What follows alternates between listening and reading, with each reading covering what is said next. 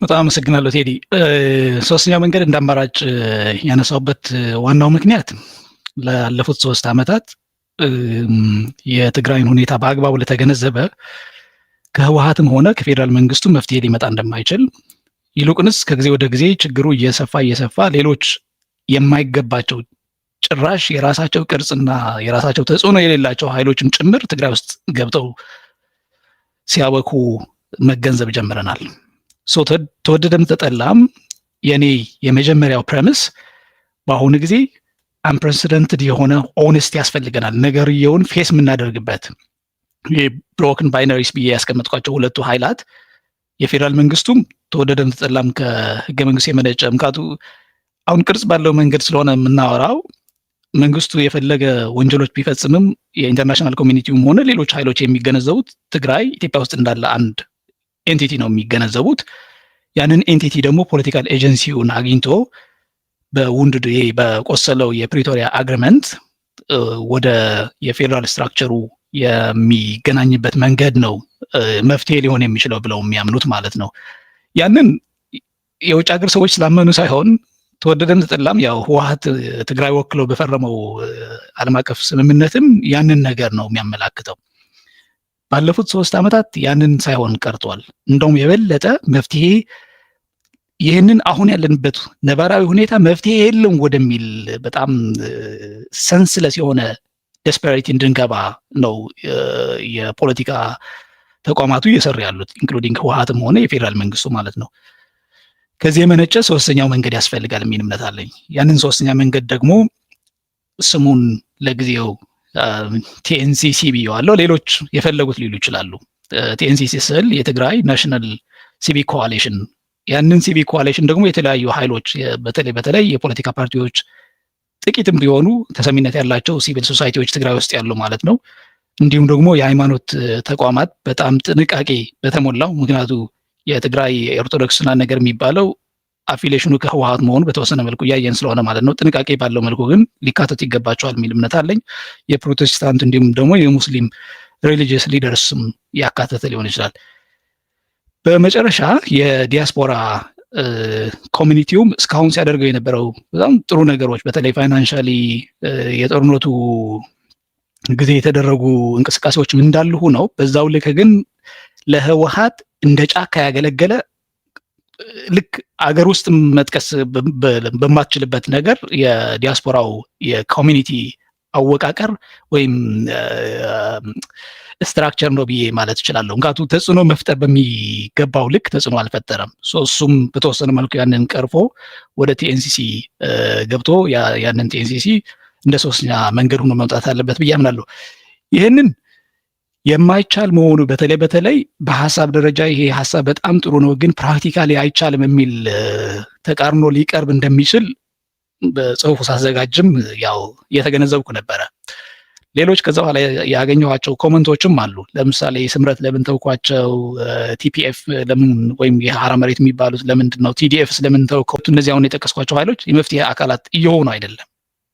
እንደውም መፍትሄ እንዳይመጣ የራሳቸው የሆነ ከፍተኛ ጫና እየተጫወት እንደሆነ በቅርቡ ባለፉት 1 ዓመት ከተኩል ኦልሞስት ለ2 ዓመት አካባቢ እኔም በተወሰነ መልኩ ስከታተለው የነበረው የትግራይ የጎልድ ረሽ ኢንቨስቲጌቲቭ ሪፖርታጅ ወጥቶ አይተነዋል። ከጊዜ ወደ ጊዜ 1 ዓመት 2 ዓመት 3 ዓመት 4 ዓመት እየጨመርን በሄድን ቁጥር አሁን ያለንበት ነባራዊ ሁኔታ ለመፍታት የምንቸገርባቸው ጊዜያት ይመጣል የሚልም ስጋት ስላለኝ ነው። የሶስተኛው መንገድ አስቸጋሪ ቢሆንም ጦርነት ይመጣል እየተባልንበት ባለ ጊዜ ሶስተኛው መንገድ ያስፈልጋል። ያንን ሶስተኛው መንገድ ደግሞ አንደኛ ህብረተሰቡን አስተባብረው ወደ ጦርነት እንዳይገባ የመከላከል የአንታይ ወር አይነት ነገር ምንለው ስራዎች መጀመሪያ መስራት አለበት። እንደን ፖለቲካል ኤጀንሲ ከፌዴራል መንግስቱ ጋር ምክንያቱ ህወሓት ባለው የፕሪቶሪያ ውል አግሪመንትም ኢንጉድ ፌዝ ተደራድሮም ዋዴቨር አድርጎም ከፌዴራል መንግስቱም ወይም ከሌሎች ኃይሎችም ተደራድሮ ትግራይን የማዳኛ መንገድ ሊያመጣ ስላልቻለ ሌሎች እነዚህ ትግራይ ውስጥ ያሉ ኃይሎች ግን የፖለቲካ ፓርቲዎች ምላቸውን ግን ከፌዴራል መንግስቱ ጋር ተደራድረው ኢንተርናሽናል ኮሚኒቲውም ሪኮግናይዝ በሚያደርገው መሰረታቸው የፕሪቶሪያን አግሪመንት አድርገው አሁን ካለንበት ኢምፓስ ልንወጣበት የምንችል መንገድ ማዘጋጀት ይችላሉ የሚል እምነት ስላለኝ ነው። ከዛ በኋላ ኦፍኮርስ ፖለቲካል ኤጀንሲ በተወሰነ መልኩ ከተቀበሉ ወደ ምርጫ የምናመራበት ሂደት የሚያስተካክሉ ነው የሚሆነው። ሶስተኛ መንገድ ግን አንድ በጣም ቤዚክ የሆነ ነገር መጥቀስ የምፈልገው የሶስተኛው መንገድ አማራጭ በሚሄድበት ጊዜ ትግራይ ውስጥ አሁን አንሰራፍቶ ያለው ትልቁ ችግር ላክ ኦፍ ፖለቲካል ኢማጂኔሽን ነው ብዬ አምናለሁ። ላክ ኦፍ የተሻለ ሶሉሽን አለ ብሎ የማሰብ ያንን ሶሉሽን ደግሞ የበለጠ ከባድም ቢሆንም የመተግበር ኃላፊነት አለብን። ፕራክቲካሊ እንዲተገበር መስራት መትጋት ያለብን መትጋት አለብን የሚል እምነት የመያዝ ቅድም ታደሰ ያነሳቸውን ነገሮች የጠቀስኩት ሆን ብዬ ነው። በነገራችን ላይ ማለት ታደሰ ያው ምንድነው በሪዮተሪክ ደረጃ ያንንም ማጠቃቀስ ይወዳል እና ብሔራዊ አንድነት ይዞ በመፎከርም መዳን አይቻልም፣ ስም በመጠፋፋትም መዳን አይቻልም ምናምን እያለ ነው። አሁን እሱ መሀለኛ መስመር ለመፍጠር እየሞከረ እንዳለ ነው እያሰበ ያለው። ግን በተጨባጭ ደግሞ ያው ደብረጽዮን ሁለት ሰው ከየቀበሌ አውጥቶ አንድ ሌላ አይነት ኦልተርናቲቭ መንግስት የመፍጠር የሚመስል እንቅስቃሴ እያደረገ ነው። ባለፈውም ሳምንት አንስተነው ነበረ የተፈነቀለው ፈንቃይ በሚል ርዕስ። የሁለት ጉባኤዎች ወግ ያለ ይመስላል አሁን ትግራይ ላይ ነው ምንጩ። ይሄ ደብረጽዮን ሊመሰርተው እየሞከረ ያለው የማኸተ መንግስት ሁለት ቀበሌ ሌላም የህግ ምንጭ ከሆነ የጠየቀኝ የህግ ምንጭ ማስታወሻ ደብተሩ ነው። እሺ የሚታየ ከዚህ ከዋግማየር ለመውጣት የሚታየ ነገር አለ። ቅድም ያነሳው ነጥብ ኢምፖርታንት ስለሆነ ነው። ይሄ ፌደራል መንግስት እንደዛ እያለ ምን ያደርጉ ታዲያ ከሻቢያ ጋር ሻቢያም እነሱ ቢሰበስብ። በነገራችን ላይ እዚህ ላይ ልብ መባል ያለበት እኔና ቴዲም አውቀን ይሁን ሳይታወቀን ያበለጠን የመሰብሰብ ሻቢያ እንደ ሰብሳቢ ነው ራሱን የሚያየው በዚህ መሰባሰብ በነገራችን ላይ እንጂ እንደ አጋር አይደለም። በአጋርነት ኢትዮጵያ መቼም ገብቶ ስልጣን ሊካፈል አይመስለኝም። ምንድነው አደራጅ ነው። ሻቢያ ራሱን እንደ አደራጅ ነው የሚያየው። እነሱን የሚያይበት ደግሞ እንደ ፕሮክሲ የእሱ ፕሮክሲዎች አድርጎ ነው የሚያቸው። እነሱ የራሳቸው ህልም ሊኖራቸው ይችላል። ያ ህልም ግን እንዳለው ጌታቸው ቅድም የተናበበ አይደለም፣ ወደ አንድ እንትን የመጣ አይደለም የሚለው ያስማማናል። ኦኬ እሱ ሊሰራበት የሚገባ ነገር ነው። ግን ከትግራይ አንጻር የሻቢያ ጄኖሳይዳል ኔቸር እዚህ በተደጋጋሚ ያነሳ ነው። በጣም ትራቭሊንግ የሆነው ጄኖሳይዳል ኔቸሩ ነው እንጂ ለምሳሌ ሩዋንዳ በዲአርሲ ፖለቲካ ውስጥ የምትጫወተውን ሚና ትመለከታለህ አይደለም? የመጣን አማጺ ሁሉ ትደግፋለች። ግብጽ በኢትዮጵያ ላይ የተከተለችው ነገር ከግብጽ ብሔራዊ ጥቅም አንጻር ቢታይ ትርጉም ይሰጣል አይሰጥም ብለህ ልትል ይችላል። አሁን አንዳንዶቹ ጀኒን ከሆነ በአገሪቱ የሚመጣውን ነገር ከመደገፍ የሚሰሩ አሉ። አንዳንዶቹ ደግሞ ከጥቅማቸው አንጻር የራሳቸው የሆነ እንትን ኢንስቶል ለማለት አሁን ግብጽ በሱዳን በተደጋጋሚ መንግስታቶች ፈንቅላለች። ምንድነው የእሷን ኢንትረስት የሚያስከብር ከናይል ጋር በተያያዘ ለምሳሌ ከኢትዮጵያ ጋር የሚወግን ሳይሆን ከእሷ ጋር የሚወግን መንግስት ለመትከል ነው። አሜሪካን ብትሄድ እንደዚህ መንግስት ኢንስቶል ያደርጋሉ። የኢትዮጵያም ዲክሌርድ ፖሊሲ በሶማሊያ በነገራችን ላይ ያነበረ ያለው ኤርትራ ከነዚህ ጋር የምታቀራርበው ምሳሌ አይደለም። የመጠፋፋት ነው ልልፈልጌ ነው። የመጠፋፋት ነው። ኦኬ እሱን በነገራችን ላይ ለብልጽግና ስለፎከረ ምናምን ያልከው ኢህአዴግ መቼ ፎክሮ ነው እነ ግንቦት ሰባት እና አርበኞች የተባሉ አስመራ ሲከትሙ የነበሩት? ደግሞ የሚነግራቸው የተለያየ ነገር ነው። ለምሳሌ ኦነጎቹን ይሰበስብ ነበር በአስመራ። ምን ይላቸዋል? እናንተ እኮ አፍሪካ ቀንድን መግዛት የምትችሉ ናቸው ይላቸዋል። ኦሮሞ እኮ ትልቅ ቁጥር ያለው። በነገራችን ላይ ትልቅ ቁጥር የሚለው ሻቢያ በተደጋጋሚ በሚዲያዎቹ ሰርቶበታል። አማርኛ ፕሮግራም ነበረው ሻቢያ ኢሳት ከመጀመሩ በፊት የትግራይ የበላይነት የሚል የትግራይ ጄኔራሎች ስም ተዘርዝሮ እነ ታማኝ በየነ ሲያነቡት የነበረ ኢሳት ላይ ሻቢያ ያዘጋጀው ዶክመንት ነው። በኢህአዴግ ጊዜ ነው ይሄ፣ በመለስ ጊዜ ነው። ትግራዮችን ደግሞ ያገኝና ትግራይ እኮ አልተጠቀመችም፣ ደምህት የሚባል አዲስ መንግስት መጥቶ ተጠቃሚ ያደርጋታል ብሎ ደግሞ ትግራዮችን በተለየ መልኩ ታጣቂ አድርጎ ያሰለጥናቸው ነበር በደምህት ስር። አማራዎችን ደግሞ ያመጣና እናንተ ኢትዮጵያን የመሰረታችሁ ናችሁ፣ እነዚህ ትግሬዎች መጥተው የእናንተን የዘመናት ገዥነት እንዲያበቃ ያደረጉ ናቸው፣ ለምን እነሱ ላይ አትነሱም ይላል። አሁን ደግሞ ቆይ ልጨርስ።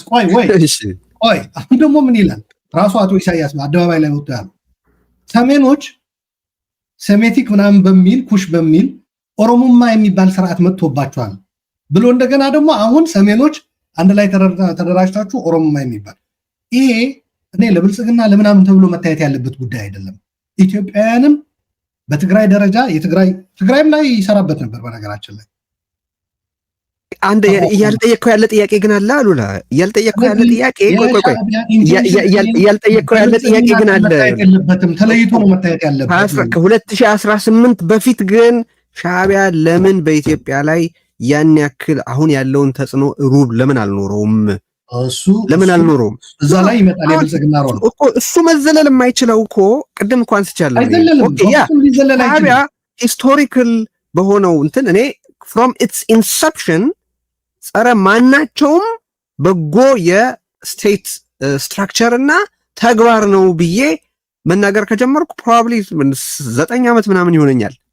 ለምንድን ነው ይሄን አንደርስታንድ አረጋዋለሁ ልልህ ፈልጌ ነው የምትለውን ፖይንት። እኔ ግን አሁን የምጠይቀው ምንድን ነው ሻዕቢያ ከታሪክ አንጻር ከስሪት አንጻር የቀጣይ የሀገሪቱ ዓለም አንጻር የሚሉ ሰዎች ከብልጽግና መማር አለባቸው እኮ ነው እያልኩ ያለው።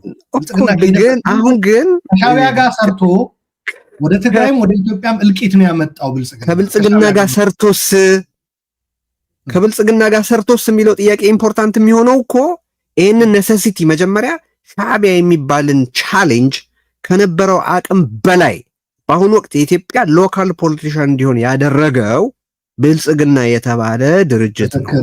ኦኬ እንደሱ ከሆነ ሻዕቢያ ከፍጥረቱ ጀምሮ የያዘውን ርዕዮተ ዓለማዊ ስሪታዊ ጄኖሳይደል ግብ ብልጽግና በ2018 በተቆጣጠረው ስልጣን ኢትዮጵያ ውስጥ ያለውን የማድረግ አቅም በ200 እጥፍ እንዲያድግ አድርጓል።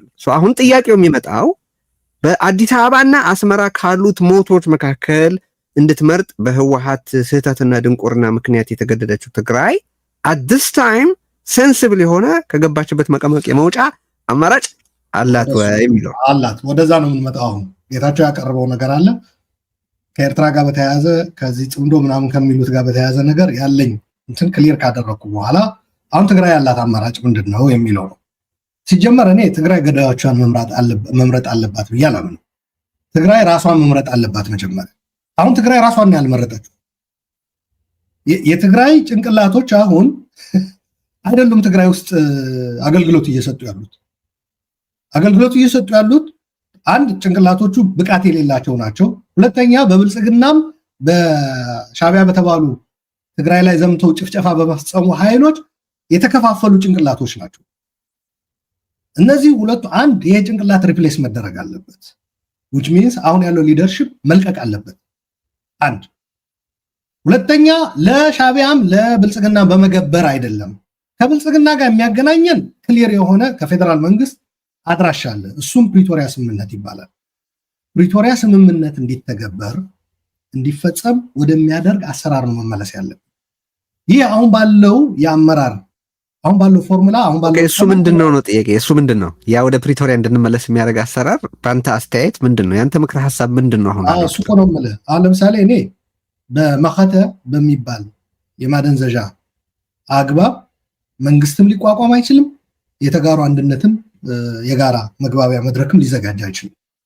ለምሳሌ አሁን እነ ደብረጽዮን የተከተሉት ሁለት ነገር ነው። ተጋሩ ጊዜያዊ አስተዳደሩ ኢንክሉሲቭ ሆኖ ጠንካራ የሆነ መንግስት ይኖረን፣ ሬፕሬዘንትድ እንሁን። ሬፕሬዘንትድ ባለመሆን የሚመጣ ግጭት ስላለ ነው። በነገራችን ላይ ኢንትራ ትግራይ ግጭት እንዳይመጣ የፖለቲካ ፍላጎቶችና አስተሳሰቦች ይወከሉ፣ ዌል ሬፕሬዘንትድ ይሆኑ። በትግራይ ፖለቲካ ላይ መሳሪያ የሚመርጥ ጫካው ድሩ ጠራኝ የሚል ሳይሆን ወረቀትና እስክሪብቶ ይዞ በትግራይ ሐሳቡን መግለጽ የሚችል ትግራዋይ መኖር አለበት ነው። ጊዜያዊ አስተዳደሩ በዚህ ረገድ ራሱን ማስተካከል አለበት። አንድ ከጊዜያዊ አስተዳደሩ በላይ ተጋሩ የሚሰባሰቡበት የጋራ ጉባኤ መኖር አለበት። ህወሓት እነዚህም በምንድን ነው ያመጣቸው? ጉባኤ የሚለውን የራሱ ህዝባዊ ብሔራዊ አንድነት የሚባል የህወሓት ስሪት አመጣና ኦልሬዲ እኮ ተደርጓል፣ በቃ ያንኑ ማህተምቱልኝ ብሎ ይዘው ቀረበ። አያስፈልግም ጉባኤ ምናምን መሰባሰብ፣ ትግራይን የምንጠቅማት ሰዎች እኮ ተሰብስበን ጨርሰናል አይነት ብሎ የመኸተ የሚባል ትግራይኛ ነን ብሏል። በቃ ትግራይኛ ነን ብሏል። ባጭሩ ህወሓት ራሱን የሚያየው ፓርቲም መንግስትም ህዝብም ነኝ አንድም ሶስትም ነኝ አይነት ነው ማለት ነው። የህወሓት እንትን ስፈልግ አንድ ሆናለሁ፣ ስፈልግ አንድ ሆኜ የፖለቲካ ፓርቲ ምዝገባ ጠይቃለሁ፣ ሲያሸኘኝ ደግሞ ታጣቂም ሆናለሁ፣ መንግስትም ሆናለሁ፣ ህዝብም ሆናለሁ። ስለዚህ ይሄ ከዚህ የህወሓት ቆሌ የሚያራግፋት ትግራይ መሰባሰብ ያስፈልጋታል። ስለዚህ ህወሓት የራሱ የብሔራዊ አንድነት ኮንፈረንስ ምናምን ብሎ ጉባኤውን ለመተካት ሞከረ። ጊዜያዊ አስተዳደሩ እኛ የምንጠይቀው ከዛ በላይ ኢንክሉሲቭ እንዲሆን ነው። ጭራሽ አሁን ያለው በቂ አይደለም ነው። ህወሓት ያ የራሱ ስሪት የሆነው ጊዜያዊ አስተዳደር እንኳን ራሱ ስላላጠገበው ስላልጠረቃ እሱን ወደ ጎን ትቶ የመኸተ የሚባል መንግስት መስርቷል። ጊዜያዊ አስተዳደሩ በምንፈልገው ደረጃ ባይሆንም ቢያንስ የህግ ክፍተት የለውም ልንል እንችላለን። ከፕሪቶሪያ የመነጨ ነው፣ በፕሪቶሪያ የተመሰረተ ነው። ኢንትሪም አድሚኒስትሬሽን ይመሰረታል ይላል። የህወሓት የመኸተ መንግስት ግን ከምን እንደሚመነጭ እንኳን ራሱ አይታወቅም። እንዳልከው ደብረጽዮን ከግል ማስታወሻ አውጥቶ እንትን ብሎት ሊሆን ይችላል። ልክ ጊዜያዊ አስተዳደር ሲመሰረት ታስታውስ እንደሆነ በኋላም ላይ ህግ እያስከበርን ነው እያሉ መሳሪያ ደቅነው ህዝብ ላይ የተኮሱበት አማኑኤል መጥቶ አንተ ፕሮግራም ላይ ህግ እያስከበር ነው ሲል ይሄ ህግ የትኛው ነው ስትለው ሲፈልግ ወደ ፌደራል ይሄድና በፌደራልና በክልሉ መካከል ህገ መንግስት የለም ያለው እዛ ላይ ይጠቅሳል። ሄዶ እዛ ላይ የለም እኮ ብለሃል ፕሪቶሪያ ብቻ ነው ብለህ ስታመጣው ደግሞ ፕሪቶሪያ ጋር ይሄድና እንደገና ይፈልገዋል። እዛ ላይ 50+1 የሚል የለም ስትለው በኮንፈረንስ ወስነናል ነው ያለ። መጨረሻ ላይ አፈነዳው። ባጭሩ ህግ የለም ነው ያለ መጨረሻ ላይ። ሰው የኮንፈረንስ ውሳኔ 50+1 የሚባል ህግ ማያውቀው ለማስከበር ነው ቲዲኤፍን በህዝቡ ላይ እንዲተኩስ ያደረጉት ከኮር በላይ የሚባሉ ሰዎች። ልክ እንደዛ አሁንም ይሄ የመኸተ መንግስት እኛ የወሰንነው ነው ተደብቀን፣ ስለዚህ መፈጸም አለበት። በነገራችን ላይ ከዳያስፖራም ሰው መልምለናል ብለዋል። ሰው ደብረጽዮን ምን አለ? የመኸተ መንግስት ተቋቁሟል። ትግራይ ደግሞ ጉባኤ አካሄዳ ኦልሬዲ በብሔራዊ ጥቅሟና በብሔራዊ አንድነት ዙሪያ ተሰባስባ ጨርሳለች ነው ያለው። ይሄ እብደት መቆም አለበት። በነገራችን ላይ ቴዲ ጭንቅላት ያለው ሰው እየመጣ ያለ አደጋ አስቀድሞ ተረድቶ ይሄ እብደት እንዲቆም ነው የሚሰራው። እኛ ፕሮፖዝ እያደረግን ያለ ነው አሁን ማለት ነው። የጋራ ጉባኤ ይጠራ፣ ጊዜያዊ አስተዳደሩ ይስተካከል፣ ትግራይ የሚመጥኗት ጭንቅላቶች ይኑሯት። እነዚህ ጭንቅላቶች ደግሞ የማንም መጫወቻ መሆን የለባቸውም። ከገዳዮች ምርጫ የሚባል ነገር የለም። በሚታወቅ አድራሻ ተገናኝተ መስራት ተገቢ ነው። በነገራችን ላይ እሱ ከገዳይ መስራት አያስብልም። ልክህን አንዳንድ ጊዜ ቴዲ የምትጠቀማታለች ዲስታንስን ጠብቀህ ማለት ነው። አሻድሊ ሐሰን አረጋ ከበደ ሳትሆን የትግራይ ክልል ጊዜያዊ አስተዳደር ከፕሪቶሪያ የመነጨ ጊዜያዊ አስተዳደር ሆነ መስራት ትችላለህ። በሚታወቅ ተርም ኦፍ ሬፈረንስ በሚታወቅ ግብ እስከሆነ ድረስ ዲስታንስን ጠብቀህ ትሰራለህ። ይህ አይነት መንግስት ይህ አይነት አሰራር ተጋሩ የሚሰባሰቡበት ደግሞ ይሄ መንግስት ደግሞ ዝም ብሎ እንትን እንዳይሆን ጋጠወጥ እንዳይሆን ተጋሩ የሚቆጣጠሩት መንግስት መሆን አለበት። ከላይ የሚቆጣጠረው አካል ሊኖር ይገባል። ተጋሩ እዛ ላይ ከሁሉም መወከል አለባቸው። ከጌታቸው ጋር የምስማማው የታጠቀ ኃይል እዛ መግባት የለበት። ከአፋርም ይሁን ከመቀለም ይሁን ከደቀ መሐረም ይሁን ከምንም ይሁን ከመንደፈራም ይሁን። ምክንያቱ የትግራይ ፖለቲካ ከጠመንጃ አፈሙዝ ህወሓትን ትጥቁ ፈቶ እዛ ላይ መሳተፍ ከፈለገ እንደ ማንኛውም የፖለቲካ አደረጃጀት መሳተፍ ይችላል። ሌሎችም ነገር ግን ይህ መሰባሰብ የመሳሪያ መሰባሰብ ሊሆን የለበት። አይገባም ነው የምትለው። ሌሎችን የመሳሪያ የተበታተነ የጸጥታ ኃይል ወደ አንድ የሚያሰባስብ ሂደት ተካሂዶ ይሄ ወደ አንድ የተሰባሰበ ደግሞ ማዕከሉ የታወቀ ሆኖ ቁጥጥሩ የታወቀ ሆኖ የትግራይን ህዝብ ደህንነት ሉዓላዊ የክልሉ ግዛቶች የመጠበቅ ስራ ይሰራል። በምን ስር ሆኖ በስርዓትና በህግ የበላይነት ስር ሆኖ ነው የሚሰራው። ጌታቸው የመጨረሻውን አስተያየት በጣም በጥቂት ደቂቃ ይሄ የመኸተ እንትን አደርጋለሁ ሰጣለሁ የአንድነትና ምናምን እንትን አካሄደናል የሚሉት እብደት መቆም አለበት። ካልሆነ እንዳልኩ አቨሬጅ ጭንቅላት ይዘህ ከሆነ በኋላ ታለቅሳለህ፣ እየየትላለህ፣ ታወግዛለህ። አጠቃላይ ጭንቅላት የሌላቸው ሰዎች ግን አሁን እያደረጉት ያሉት በትግራይ ግልጽ ነው። ምንድነው አለህበት እርገጥ ነው። ሁሉ ቦታ አሁን የሳኒ ከታለፈ ስለቆየ እኔ በኢኮሊ ቅድም በጠቀስኩት መርህ መሰረት ጌታቸው የሚጽፋቸው ነገሮች ነበሩ። ለምሳሌ የትግራይን ኃይሎች ተንኳሽ አድርጎ የማቅረብ ቶታሊ የአብይ አህመድ የጦርነት ጌታቸው ረዳን ነው እያልክ ያለው እንግዲህ ጌታቸው ረዳን ነው እያልኩ ያለሁት አይደለም። ስለ ጽሁፍ እያወራ ስለነበር እዛ ላይ ጠቅሷል እንደ ይልል ጌታቸው ረዳ እንደዛ አድርጎ ሲጽፍ እያየው ከስምረት በኩል 1-2 ጊዜ እስካሁን ድረስ የፌዴራል መንግስት ትግራይ ውስጥ ጣልቃ እንዲገባ የሚጠይቁ ነገሮች አሉ። ይህም በጣም በታሪክ የሚያስጠይቅ አስነዋሪ ነገር ነው። በነገራችን ላይ እሱም እኔ ማለት ሰብጀክት ማተር ይወስነዋል እኮ አይደል? ስለ ሻዕቢያ ስታወራ በእያንዳንዱ አረፍተ ነገር የግድ ስለ ብልጽግናና ስለ ስምረት ማውራት አለብን እያልኩ አይደለም። ግን እነዚህን ነገሮች በተመለከተ ስንናገር እነዛ በመግለጫ በይፋ አብይን የመሰለ ጦር አሁን ሰሞኑን በአማራ ክልል ሴቶችን በመድፈር የተከሰሰውን ጦር ትግራይ እንዲገባ ጥሪ ማድረጋቸውም ኢኮሊ አስነዋሪና አሳፋሪ ነው። በነገራችን ላይ ሊላቀቁት የማይችሉትን ነውር ነው እየፈጸሙ ያሉት።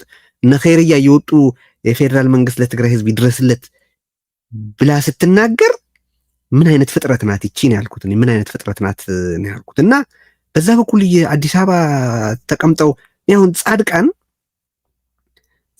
ህዝባዊ ቢተኝነት ምናምን ሲጠራ ሳየው በ83 የትግራይ ወጣቶች ሞተውለት ኢታማዦር ሹም ሆኖ ከዛ በኋላ በ2013ም እንደዚሁ የትግራይ ወጣቶች ሞተውለት ከሻዕቢያ ተርፎ አሁንም እንደገና አዲስ አበባ ተቀምጦ በትግራይ ወጣቶች ደም እንደገና ወደ ስልጣን ላይ ለመመለስ የሚሞክር አይጠረቃሙ አንድ ቦታ ላይ የሚል ጥያቄ ነው የሚፈጥርብኝ።